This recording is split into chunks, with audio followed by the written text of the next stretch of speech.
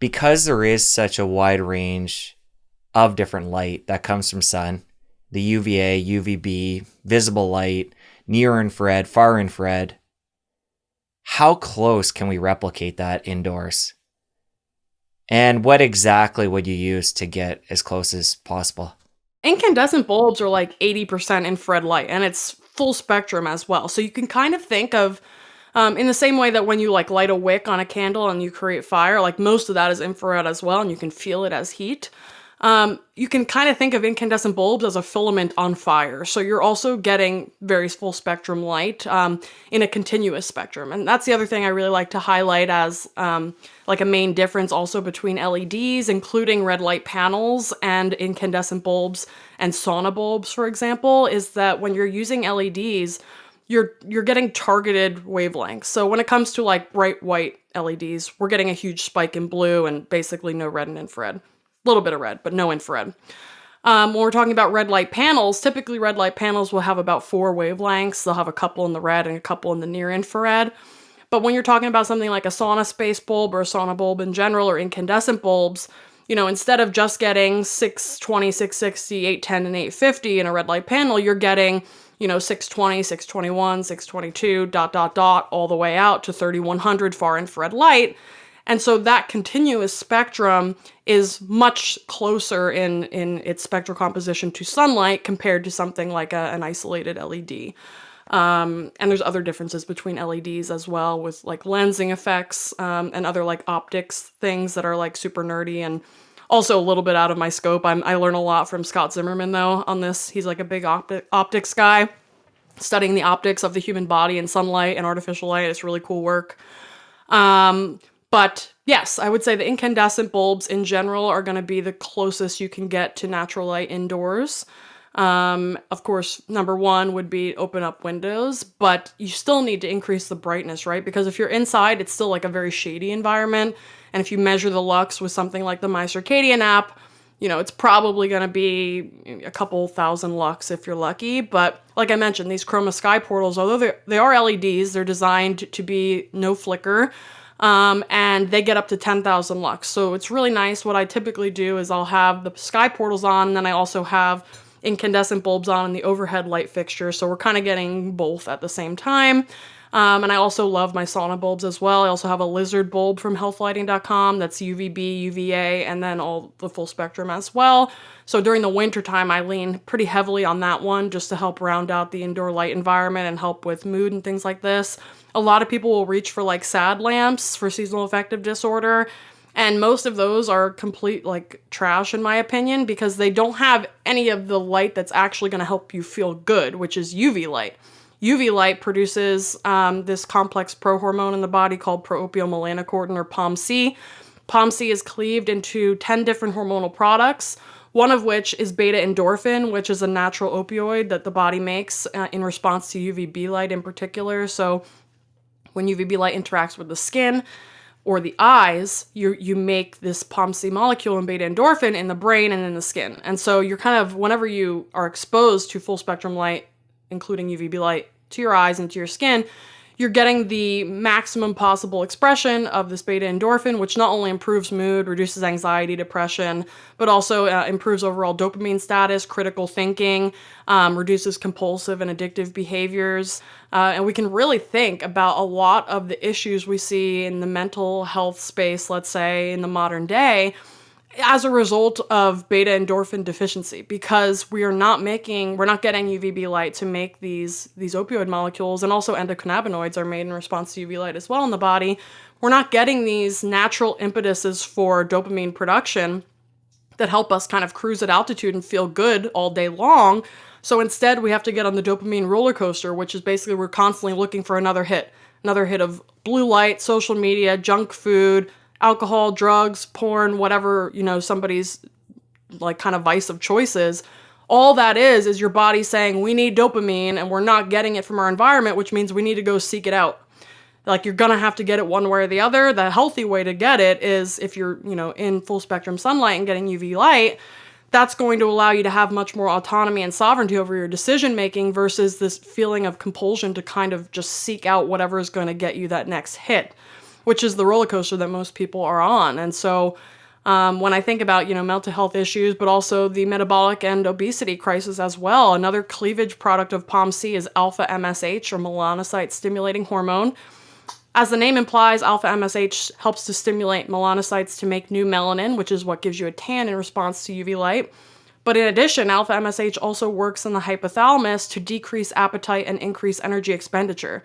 And when we're thinking about body composition and obesity, this is really, you can think about obesity as an inflammatory brain disease slash an aberration in your environment that is creating this outcome, because the brain is no longer saying, instead of essentially saying we need to eat less and we can burn more because we're safe and like we're good, we've got plenty of energy on board. Instead, it's saying the opposite. It's saying we need to, hoard and gorge on food and shut down our metabolism because we're in a scarcity state. And this directly relates to the leptin-melanocortin pathway. So leptin is the energy accountant of the body. You can think of it as actually an accountant for electrons.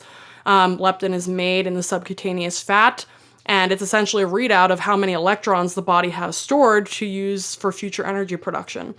And so in leptin resistance, which is the process by which leptin is still made from the subcutaneous fat, but there is something broken in the relay that tells the brain how much leptin is present. So basically, the leptin receptor might be sensing the amount of leptin that's there, but the signal gets shut off at some point along the way, so that the deeper parts of the brain, like in the hypothalamus, it thinks that the body is starving because it's sensing virtually no leptin, because that signaling cascade is broken. And if leptin levels are super low, that's a sign that you're basically starving to death.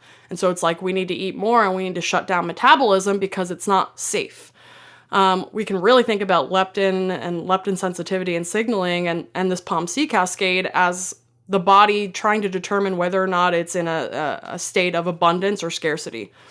And so when it comes to the leptin-melanocortin pathway, the melanocortin part of that pathway directly refers to this alpha MSH system, because the receptors in the brain that alpha MSH binds to are the melanocortin receptors. And so when leptin in a healthy body, when leptin binds to those receptors, it stimulates the production of POMC in the hypothalamus to allow energy expenditure to go up and food intake to go down.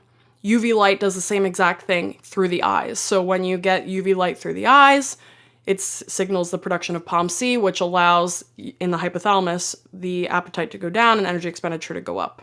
This is also the same pathway that Ozempic works on. So Ozempic, the GLP-1 agonist, stimulates the production of POMC in the central nervous system, which allows, again, appetite to go down, energy expenditure to go up. So when I think about this like craze over Ozempic, it's very obvious to me that we are highly deficient in UV light societally, which, shouldn't be a surprise because most people are walking around with sunglasses, contacts, or prescription glasses, all of which block UV light into the eye. And so we're missing that piece that's coming in to tell the brain to make this POMC molecule. So it's not necessarily, it's better than nothing to just get UV light on your skin as much as possible, to be honest, and we can talk about why. But we're really meant to get the coordinated exposure of UV light into our eyes and onto our skin to get the optimal physiological and metabolic response. And this problem's only getting worse as well. And I think the myopia rates, so nearsightedness rates, are predicted to be around 50% worldwide by the year 2050, which means that 50% of the population is going to be walking around with UV blocking lenses covering their eyes. And there are some solutions there, like the Dailies Total One contacts are the ones that I wear when I wear my contacts, and those do not have added UV blocking. You can also get CR39 lenses within your glasses. They do not block UV light. They block about 40%, but they allow about 60% through. You have to just make sure you don't get a coating added to that, and some eye doctors will push back, some won't. You might have to shop around a little bit. But those are two kind of compromises that you can make if you want to get, some of that good light into your eyes. And of course, if in a perfect world, like whenever you're getting intentional sun exposure, just try to pop your glasses off or your contacts out so that you're getting that full spectrum natural light, just the ambient light into your eyes. Obviously, don't go out and stare at the sun. You don't need to do that. Just getting the ambient photons into your eyes is enough to get that positive endocrine response, let's say. So yeah, I'm sure you have questions now. I've been rambling a while. Well, let's stick on the indoor part. Best would be to be outdoors, obviously, getting natural light. Second best, you'd have your window cracked open a bit, even if there's a screen there. When it comes to bulbs, you've talked about incandescent. What parts of the spectrum do they have? I just want to make sure somebody in their indoor environment can account for the different aspects of sunlight to try and recreate that best they can. Standard incandescent bulbs have a little bit of UVA and then a ton of infrared all the way out through far infrared. If you wanted to get more of the UV component, you need to look at like the lizard basking bulbs, the reptile basking bulbs. That's what they're made for, because for whatever reason, there's an acknowledgement that these creatures need UV light, but there's like this taboo around UV light in humans. It's just very paradoxical. But anyways, yeah, those would be the bulbs you would want to get if you want to enhance the UV component.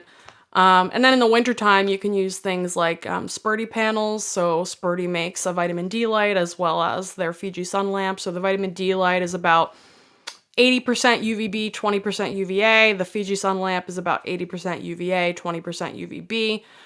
Depending on somebody's goals. So if somebody has like fat loss or mental health goals, I would go for the UVB dominant lamp. It's going to have more bang for your buck in a shorter period of time because of that POMC component. For people who have cardiovascular health issues, I recommend the UVA dominant lamp because, as it turns out, UVA light is a primary stimulus of nitric oxide in the body. So when UVA light interacts with the skin, it stimulates the production of nitric oxide in the skin, which then diffuses into the bloodstream. And for those people who don't know, nitric oxide is the major factor that allows for vasodilation, so blood vessel dilation, which allows for nutrient and oxygen delivery to tissues, waste removal from tissues, and also lowering blood pressure. Deficits in nitric oxide production are a primary cause of hypertension and cardiovascular disease. And this is largely because people are not getting their skin in the game, as Jack would say. So the more skin you have exposed to natural light, the more nitric oxide you produce, because again, it's made in the skin. So we need to expose as much skin as possible when we're trying to leverage these benefits. And also like just within like, let's say the gym bro community as well, people are often taking like nitric oxide boosters, but not realizing that the light in your environment is the primary stimulus to dictate how much nitric oxide you're actually making. So if you really want to get a good pump, you should be lifting outside in your yard barefoot in the sun with like no shirt, like little as clothes as possible. Like that's like the best approach. And that's, that's what I do as well. I have a home gym in my garage, but we bring our weights out into the yard. And that's a great way to get, the biggest bang for your buck for your workout as well, because then you're not only getting the nitric oxide pump, but you're also getting the red and infrared support of mitochondria. You're also getting the UVB part of the component with the endorphin production, which improves pain tolerance, which means you can get probably a couple extra reps in as well. You're grounding at the same time, so that's going to help provide a healthy balance of electrons to protons in the system. So it's kind of a perfect setup if you can do that. But yeah, to go back to your question, so those would be some options to help enhance the UV light component in the environment. The reptile basking bulbs would be like for continuous use. The Spurdy lamps would be like for pulsed use for like a few minutes a day or something like this. And I typically recommend, if you're going to do the Spurdy, either use it outside with natural light, so you get the red and infrared added in, because we're always meant to receive them together. Or you can use it with like a sauna space bulb, a sauna bulb, or even a red light panel, just to help add back some of the red and near infrared with the UV, because they have a very synergistic effect when applied together. So when you're talking about the sauna bulb, I assume you can do that within a sauna, far or near infrared sauna, depending on what you're trying to get. But it sounds like you can get that bulb separately and just have it in your room. Yeah, so Sauna Space makes one. Healthlighting.com also has one. If you just search like red in their search bar, you can they have like a red light therapy bulb, but it's an incandescent bulb. Same with the Sauna Space. So it makes red all the way out through far infrared light. So I really like that. Also, the animals love it as well. Like I usually keep ours on all day, and the cat just kind of like melts under the light for usually like 45 minutes, and then she'll take a break for 15 minutes, and then she'll go back. And I think we can learn a lot from watching animals too, right? Because most of them, if they have access to sunlight, they're always going into the light, and then they're pulsing in some shade time. And that's what we're meant to do as humans as well. Like shade is nature's sunscreen. Leveraging that as needed is a great way to prevent burning and also just kind of tapping into your body's intuition. If you feel like you're getting overheated, super hot, or you're starting to get tender on your skin, you move into the shade. It doesn't mean you have to douse yourself in chemicals.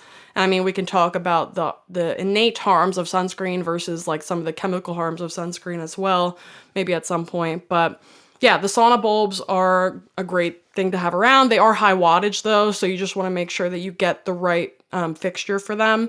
So you either want to get a reptile lamp fixture, which is rated up to something like 250 or 260 watts, or I know Health Lighting sells their bulb in a lamp already, so that's like also an easy way to get it.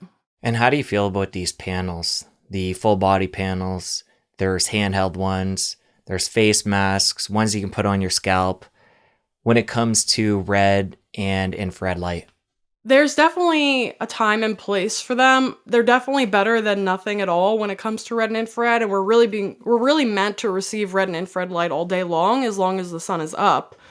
So they're not the best way to add red and infrared back into your like ambient environment because most of them have a timer first of all, but the best way to do that is really to leverage like bulbs of some sort just to have on in the background. But for targeted therapy of injury sites or during a workout or something like this, there can definitely be some utility to using them. But yeah, they got a time and place, but they're limited in their spectrum, like I mentioned earlier. So it's not a replacement, but it can be used as a tool for sure. And when it comes to brands, it seems like more and more companies are jumping on and creating these panels. Is there certain brands that you would lean into? Yeah, so I actually, Mito Red is the brand that we've used for almost 3 years now. And I sit on their scientific board now. So that's a brand that I've tested. They're low EMF, they're no flicker, they work well from my experience. I also like the brand Solewell, made by Kelly Bento. She basically tested a bunch of red light panels on the market. She didn't know about Mito Red at the time, but all the other popular ones, Mito Red was pretty small at the time, but they were all high EMF. They had issues with flicker. Like she couldn't find one that was really good, so she decided to make her own. And she works with like some professional athletes as well now, and some teams up in the Boston area. But her panels are also wonderful. So Mito Red and Solewell are like my two favorites. You've talked about flicker now a couple times. Let's talk about where somebody would find that and why it's problematic. Yeah, so flicker is an issue with LEDs and fluorescent bulbs. LEDs, if we're talking about devices like screens, but also LED bulbs as well as fluorescent bulbs. So essentially what flicker is, it's like a strobing effect, and oftentimes we can't see it with the naked eye, though some people can. Like I'm actually pretty sensitive to flicker in the sense that like if there's a bulb that's flickering, I can almost always see it. And you can confirm that by, taking out your phone and filming it on slow motion mode.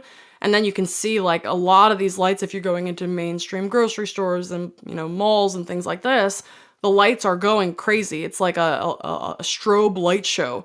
And although you can't necessarily detect it at like a baseline with your eyeballs, your brain does detect it and your eyes are sensing it in the fact that it does make your pupils rapidly expand and contract, and it can be very exhausting to the muscles that control that.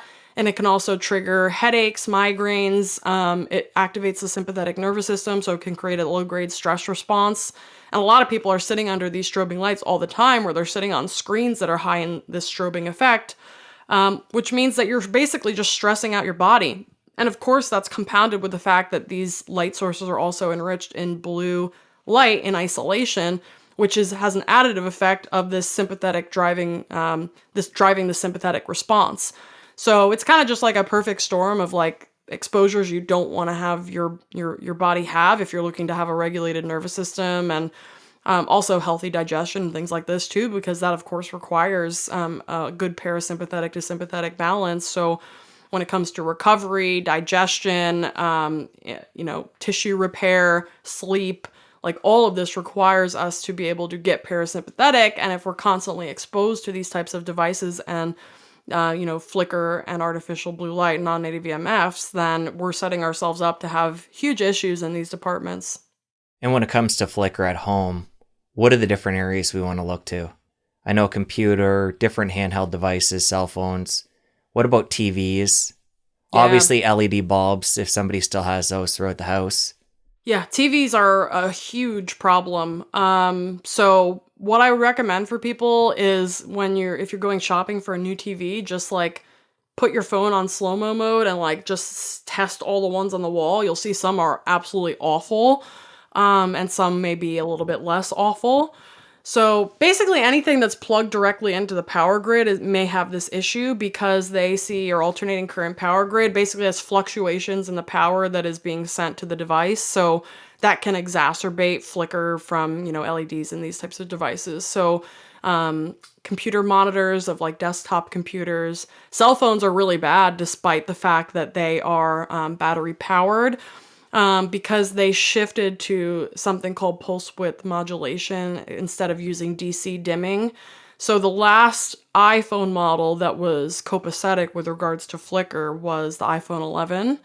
And everything since then has used this PWM, which basically means that if you try to dim the screen, instead of just reducing the power being sent to each pixel, it just like changes the intensity of the spike that is sent to each pixel instead. So instead, you're basically just getting this massive flicker output. And I think it's actually even if you have the screen on max brightness, it's still quite bad.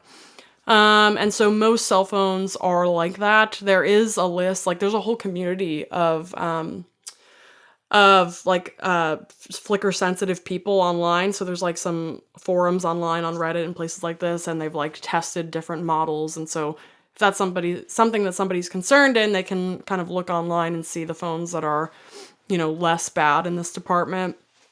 But, I think I've talked to Tristan Scott from Daylight Computer quite a bit, and Daylight Computer is flicker free and blue light free.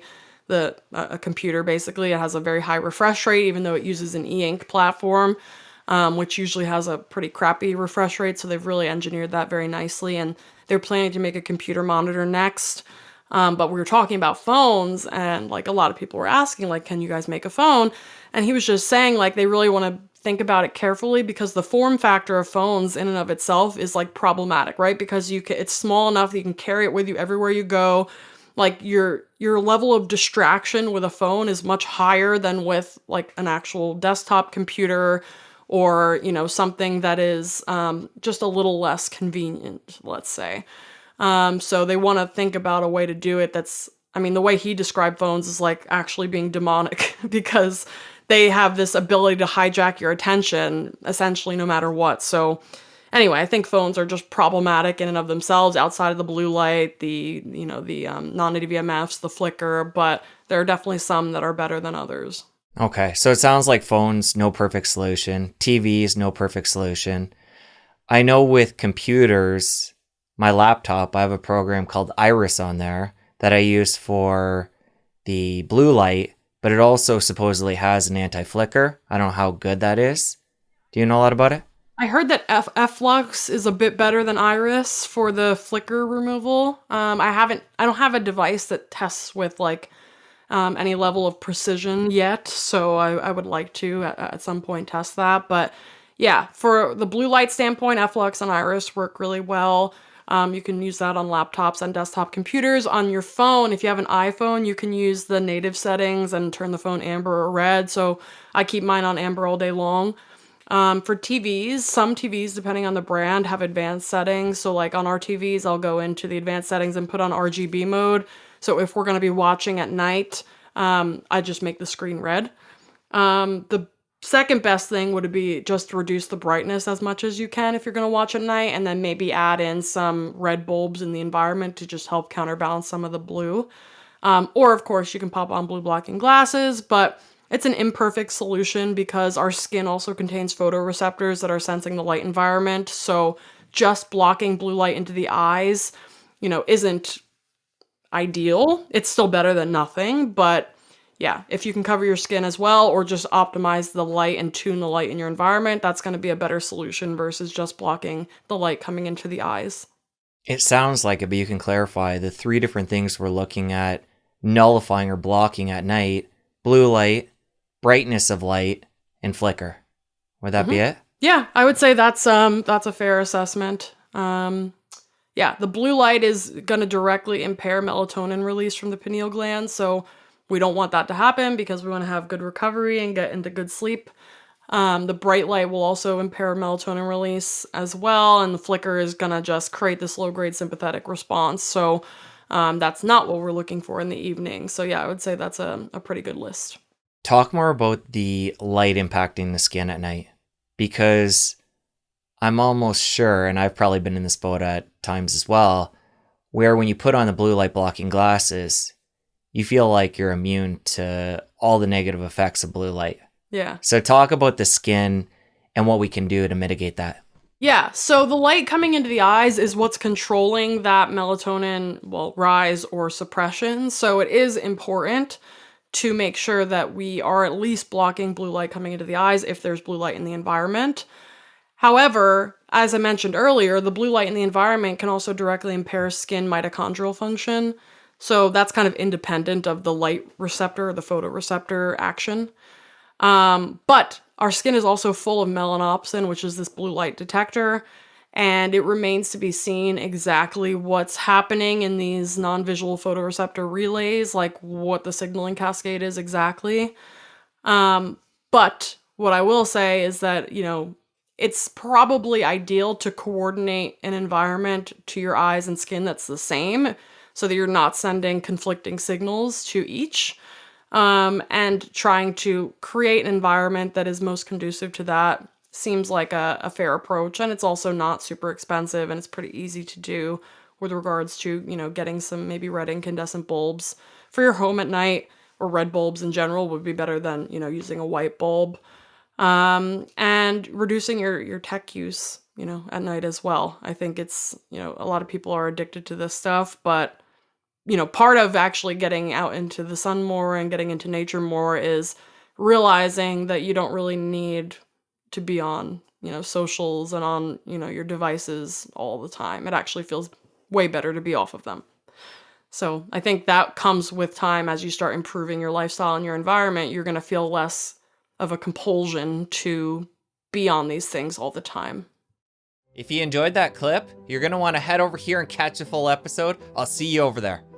UV light produces this complex prohormone in the body called pro-opiomelanocortin, or POMC. POMC is cleaved into 10 different hormonal products, one of which is beta endorphin, which is a natural opioid that the body makes in response to UV.